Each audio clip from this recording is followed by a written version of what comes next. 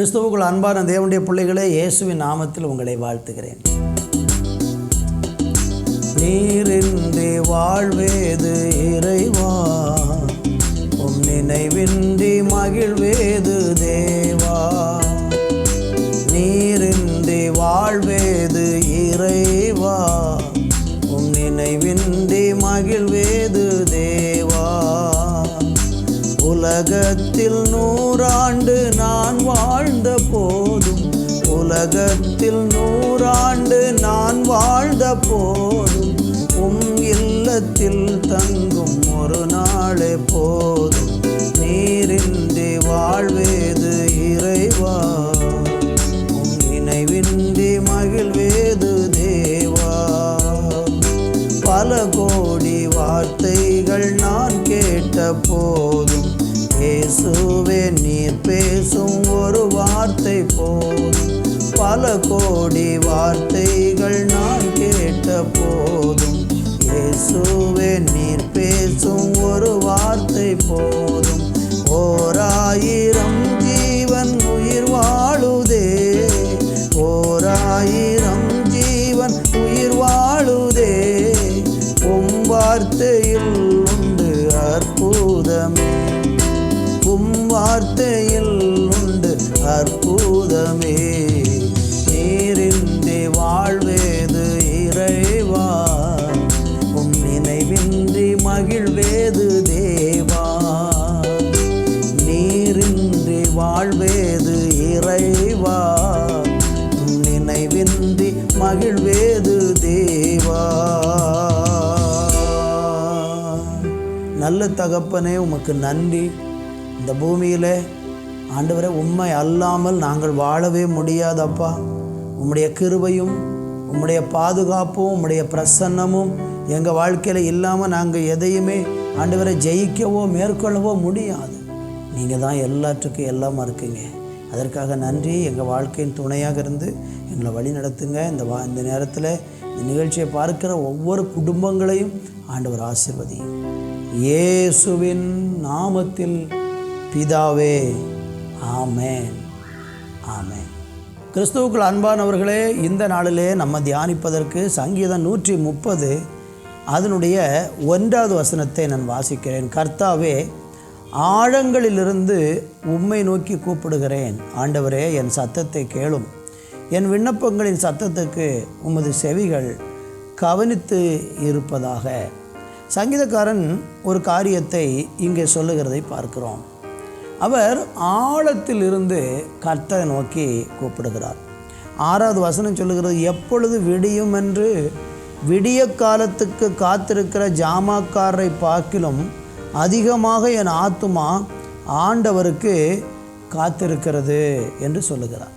தேவனுடைய பிள்ளைகளே, சில நேரங்களில் நாம் வாழ்க்கையில் எப்போ எனக்கு விடிவு காலம் வரும் என்று எதிர்பார்த்து சில ஆழங்களில் இருந்து நம்ம கூப்பிடுகிறது போல, அல்லது ஒரு குழியில் நம்ம விழுந்தவங்களை போல சில நேரங்களில் ஆழங்களில் தள்ளப்பட்ட சூழ்நிலையில் நம்ம வாழ்ந்து கொண்டிருப்போம். அப்படி ஆழமான இடத்துல இருந்து தேவனை நோக்கி கூப்பிடும்போது தேவன் நமக்கு கண்டிப்பாக பதில் கொடுக்கிறார்.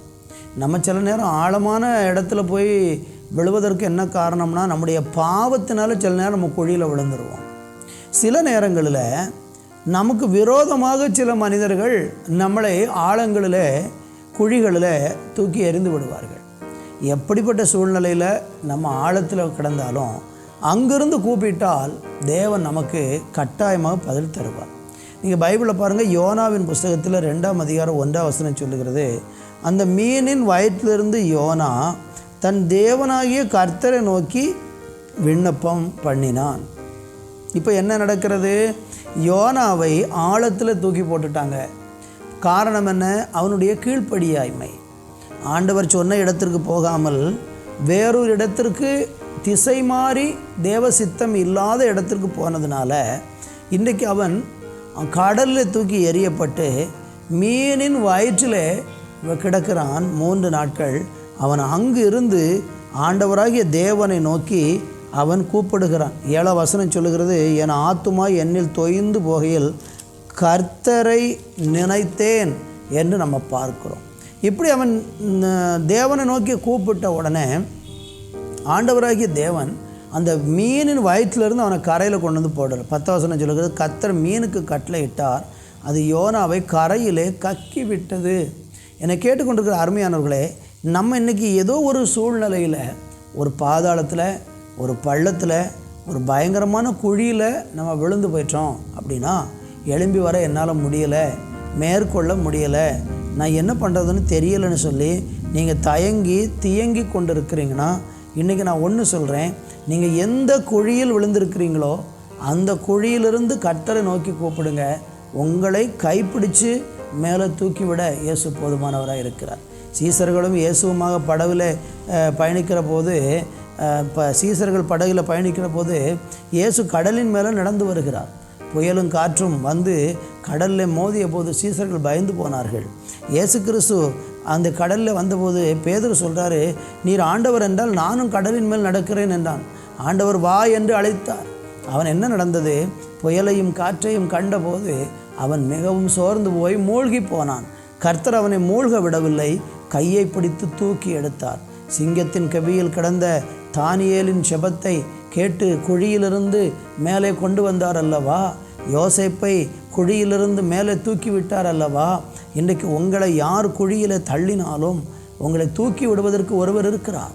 நீங்கள் யாருடைய உதவியை நாட வேண்டியதில்லை. ஆண்டவரை நோக்கி கூப்பிடுங்கள். என்னை குழியிலிருந்து தூக்கிவிடும் ஆண்டவரே என்று நீங்கள் கூப்பிட்டால் கர்த்தர் உங்களுக்கு பதில் தந்து உங்களை கரம் பிடித்து தூக்குவார். நல்ல பிதாவே, குழியில் அகப்பட்டு விட்டேன், வெளியே வர வழி தெரியவில்லை என்று ஏங்குகிற ஆண்டவரை தயங்குகிற பிள்ளைகளை குழியிலிருந்து தூக்கி எடுத்து ஆசீர்வதியும். இயேசுவின் நாமத்தில் பிதாவே. ஆமேன், ஆமேன்.